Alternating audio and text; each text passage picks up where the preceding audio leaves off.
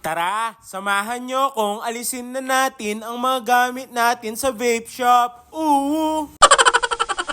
Sobrang bigat pala nito, kaya humanap ako ng katulong. Buti na lang dumating si Prince Charles Magtoto Bordon. Char! Maraming salamat sa iyo, Charles, also known as Talong. Dito nagkakape-kape muna ako at iniisip kung paano na naman mabubuhay. Char! By the way, biro lang na inalis ko ang aking vape shop. Pero nakukulangan pa rin ako sa aking kinikita, kaya nag-iisip ako ng iba pang business. Kaya naglagay ako ng sampayan sa munti nating tindahan. Tapos linagay ko ang mga luma kong damit. Bili na kayo ng mga luma kong damit. Ito ang jersey short na ginamit ni Lebron nung siya ay nag-champion. Char! Meron lang siyang konting issue. Meron siyang punit-punit. Lalabas ang iyong carburetor. Char!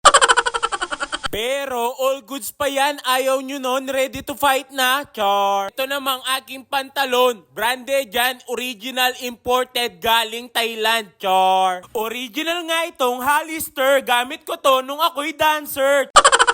Pero meron din siyang konting issue, punit, kita ang yung puwet, char.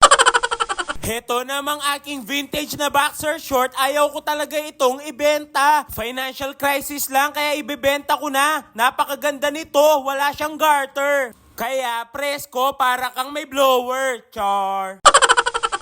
Tignan nyo si Bokyo, sobrang saya kasi nakakuha siya ng clothing line. Salamat pala sa'yo, MDL Clothing, project ko, at syempre kay Calle Estilo Clothing. Palike naman ng kanilang mga pages para updated kayo sa mga bagong design. Pero makikita nyo din ang mga damit nila sa shop ni Bokyo. Mas maganda ata dito kayo bumili para meron akong kita. Char!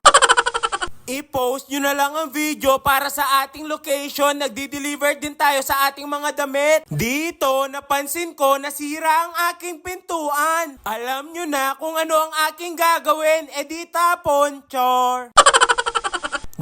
Biro lang. Syempre, atin itong gagawin. Kung ikaw ay lalaki, dapat alam mo ang mga bagay na ito. Para, pag nagkapamilya ka na, naisipan nyo ng bumukod, alam mo na ang iyong gagawin. Pangit naman siguro kung babae ang gagawa nito, char.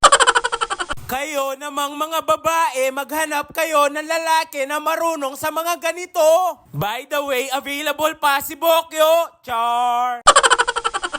Ayan, napalitan na natin ang mga kailangan palitan, kaya lalagay na natin ang ating pinto. Sinubukan ko na ditong ihampas-hampas, napa-all goods na dito si Bokyo. Dito, nagve-vape na lang ako habang naghihintay ng mga customer. Bigla kong naparating si Paring Berto, wala pa siyang damit.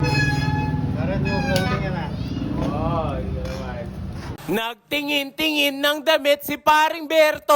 Hindi naman ako sa kanya mapapahiya. Magagandang tinda nating mga damit. Maarte sa quality si Bokyo, char. Mukhang may nagustuhan ng damit si Paring Berto. Ayan, kanya nang sinubukan. Di ko alam kung nagtitrip lang ba siya o bibili talaga. Mahirap kasing kausap ang aking mga kaibigan, parang galing ibang planeta. Bagay may parin. Bota na kami bayan, puta ito. Ulakan mo. Ano bota na? Mukha lang siyang nagtitrip pero binili niya talaga yung damit. Salamat sa iyo, Paring Berto. Muli, ako si Bokyo, ang lasinggerong may pangarap. Bye-bye!